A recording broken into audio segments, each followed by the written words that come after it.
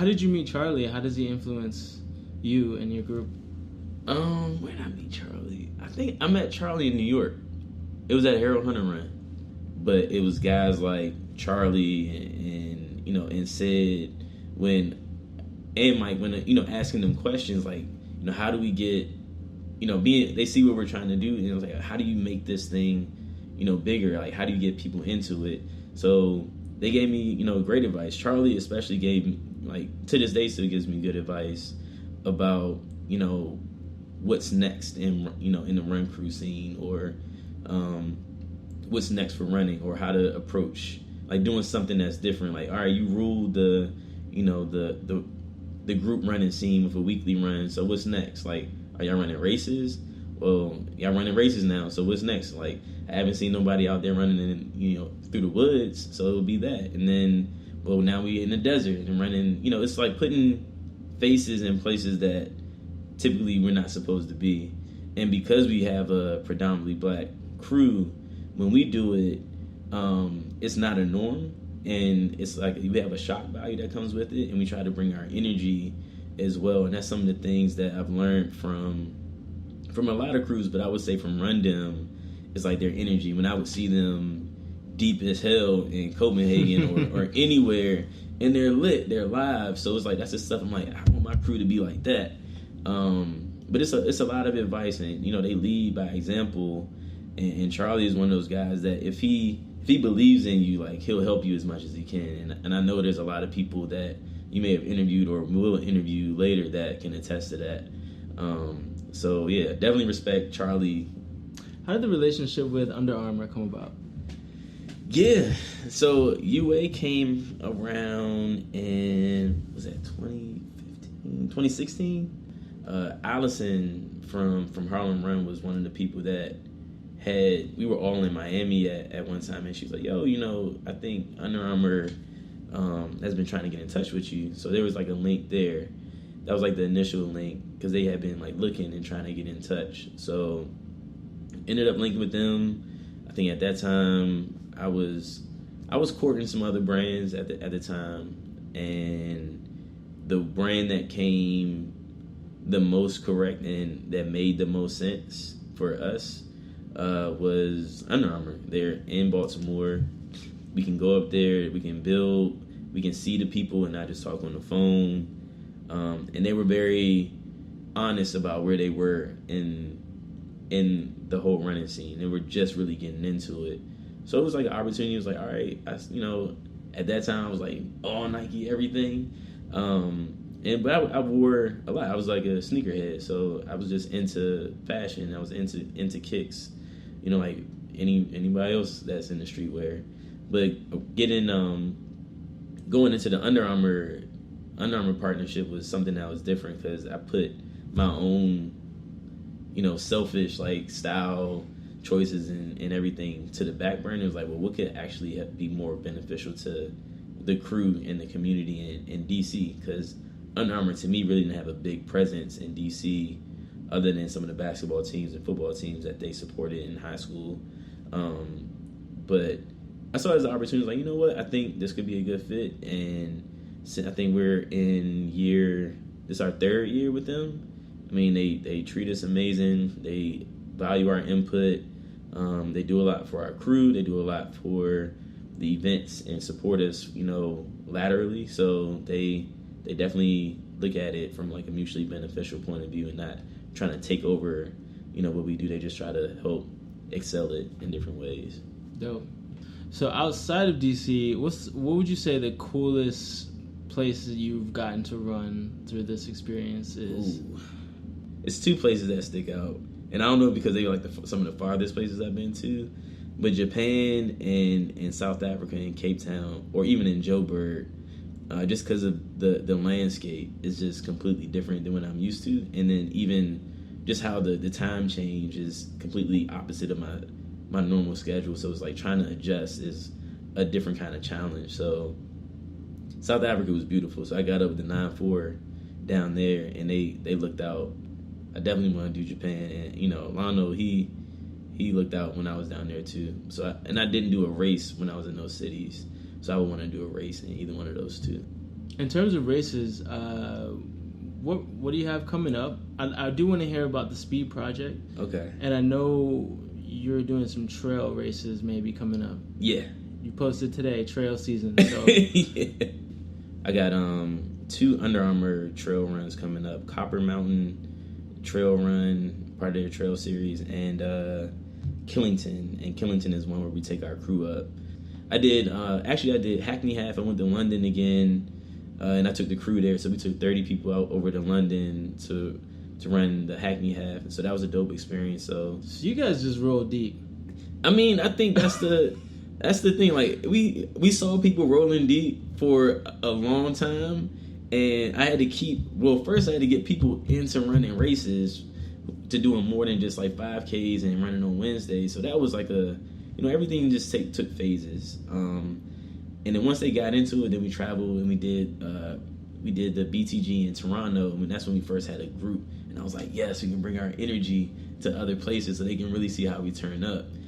And that's when we turned up and people saw our energy. Speed Project was a different beast because it was a team event and it was a race. And they are really about racing. We got behind early. One of our runners got lost and we was trying to get back on track, so that put us behind, and people were moving out there, like moving. But it was still an amazing experience, and it was one of the things that it tested. And a lot of my captains were there that took part in that experience, and we were training in the winter. It was like any kind of scenario that wasn't the best was happening to us around Speed Project. That was one of them things that we looked at as like we wanted representation to there. Right. And that even if you're not the fastest crew, you want to be there. Yeah, like we had like our crew was an all black crew, and that was one of the times that we were very intentional about being black. I mean, we had Wakanda on our on our singlets. Like, did you really? Yeah, we did. Wow. We had a handshake. We were Wakanda out. I think I saw the handshake on Instagram. So, but it was something where that's one of those things. It was an extreme challenge that opens up people's minds to saying, "Oh shit! Like if they can do it, like I can definitely do something. Maybe not to that extent, but I can definitely push myself to a limit." So I heard you say in another podcast, if you ask someone to tell you why they're running a marathon, to brace yourself for the answer that they're going to give you.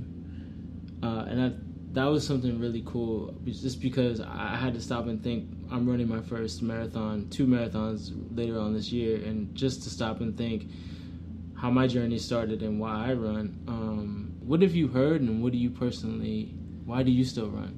Some people might have been in a place where it was one person I know that was hit by a stray bullet and someone told them they would never walk again. And then now, like, that's somebody that's a part of my crew that is doing amazing things in the community, but then he's also ran a half marathon. And he plays basketball, plays football, and the doctor told me he wouldn't walk again. Everyone's reason is a little bit different, and you have to find that reason why you're running. Because to get through it, for those of us that aren't used to just like knocking out 26 miles, that's what you're going to have to like go back to when you're at mile 18 and your whole body cramps up and you don't want to finish. It's like really attaching yourself to your why when you're running it to really get you through it. And some of the responses that you may hear could be, it may make you tear up. I've seen some people that lost people the week of a race and, have broke down, running through our cheer squad. So you never know what you're going to hear, because like that distance is an incredible distance that you just don't wake up and do. Yeah, it's crazy. Yeah, it's amazing, man. It's something I feel like everybody should do or try. What is the best BTG party you've ever been to? BTG DC. That's pretty cool. All right, cool. So DC definitely hands down best parties. So I want to ask you. I'll put it this way. I'm sorry. I'll put it this way. I stage dive. I jumped off the DJ booth. Okay, okay, all right. So that's to give you some context. I don't think I've seen that in any other city. I'll put it like that. I think Charlie told me that was the first ever like stage dive at a BTG. It was an experience. It was a lot of love. I mean, and then we didn't run a marathon. We ran the Cherry Blossom 10 miler, so people were able to like recover fast. Mm-hmm. I wish it was something like a little bit bigger and we could have like brought even more people. But I mean, everyone that came, we tried to give the best experience we could from everything I learned from going to the other BTGs. So I was like picking out little pieces. I was hitting up Steven and Parkdale and Charlie and Joey, in Berlin. Like everybody was trying to like figure out the different ingredients to make a good one. Looks like you got the right recipe, man. Looks like you got the right recipe, man. That's tight. I can't wait to attend one here the next time it happens. But so what's your diet look like? I heard you mention paleo earlier with your dad. Is that something you do, or? I try to stay on paleo like as much as I can. Like I'm 31 now, so my metabolism isn't like crazy, and I still go out and have fun. I drink. But I try to balance it with something that has worked for me, and paleo was something that worked in, kind of cutting out breads, cutting out dairy, cutting out grains. So yeah, it's worked for me, and I try to stay on it. But I like pizza. Exactly. and pizza to be that's a DC spot. The first because it was H and something, pizza. Yeah, H and pizza. They're everywhere now, right? Now they're everywhere. Yeah. That's the best one. I mean, I got Jumbo Slice in spot. DC. Well, I think it's a good pizza spot. I love Jumbo Slice, by the way. Well, it's kind of gross. I have one particular spot that's like it's my spot that I go to. It's called Duccini's. It's not in Adams Morgan. It's in Adams Morgan, but Okay. it's like 1,000 of them in Adams Morgan. But this was like down on the corner of like 18th and Florida. Okay. But it's good pizza. Yeah. So it's like that's like on a drunk night. That's where we go. Like, about to go get me some Duccini's, and they stay open. It's like 4 a.m. I have eaten 2 slices of Jumbo Slice before. It probably tastes like rubber. Yeah. After the first slice, everything's gonna taste like rubber because your mouth is burnt off and coated in cheese fat. But I love it. Right. To this day. Right. Favorite go-go song? Oh man. You like go-go? Of course I love go-go. A lot of people from the city don't like go-go. They ain't from the city then. I don't know why, but mine is still. It might be a corny one, but I love Get in the Water, Northeast Groovers. That's still Groovers? my favorite. Okay, I would go Backyard. Backyard is my favorite band. I could talk about this for all day, but so what are you listening to right now though when you run? I mean honestly, like I listen to different stuff, but I would go. I've been heavy in like some Afrobeat sounds and getting into that wave or like Bali funk. But other than that, I mean, I listen to anything trap. Yeah.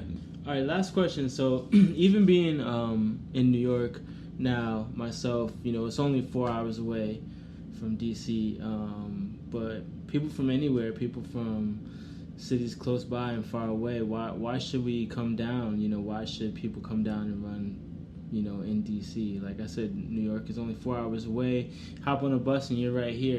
People could come down. I know a lot of people in New York who never even been to DC. So why should people come? Because it's lit. But New York and anywhere else, I would say DC is it's a lot more than just the monument and the memorials. DC is a living, breathing like cultural hub. You get a lot of different. You get history there. You get a true like metropolitan city when you come there that has a lot to offer. I mean, for one, like we're here and we do our best to show folks like this is what DC is about. These are our neighborhoods. It's a lot smaller to get around. It's not crazy expensive. Our metro isn't as expensive as in New York, but you can get around pretty easy. So I would say like that's a plus, that you don't have to travel, so far and wide to go from one place to another if you're not feeling a certain scene or feeling a certain vibe. And there's tons of I would say the Ethiopian culture is like heavy here. It's a huge like Hispanic, like Latin American, South American culture here.